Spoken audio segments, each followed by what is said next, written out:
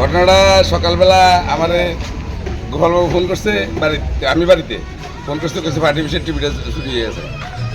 এরপরে আইলাম একটু পরে, আইয়া দেখলাম যে দরজাটা খোলা, টিভিটা নাই। তারপরে থানায় খবর দিলাম।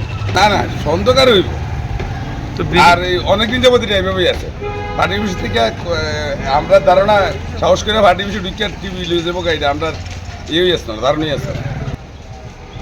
বিষয়টা হলো চোর তো চোর ওই শাসক আর শাসকার বিরোধী কি চোর কি কেউ বাচ্চা চুরি করে? গত কয়েকদিন ধরেই আমাদের এই এলাকার ভিতরে কেউ মাছ নেগা, আবার ধরেন না কারোর দোকানে ব্যাটারি নেগা। আজ যেমন আমরা এখানে যে লাইটটি আছে, সোলার লাইটের ব্যাটারি নিচে গা, এরপর কয়েকটা সোলার লাইটের ব্যাটারি নিচে গা, এই ধরনের ঘটনা এই মাঝখানে ধরে চলতেছে। এই জন্য আজকে জানাইলাম আমরা থানাতে এই বিষয় চলছে। মানে আমরা চামু পুলিশের কাছে সুষ্ঠু তদন্ত কইরা যাতে অন্ততপক্ষে চুরগুলো যাতে ধরতে পারে, দুইটা যাতে তারা শাস্তি দেওয়া হয় উত্তর উপযোগী।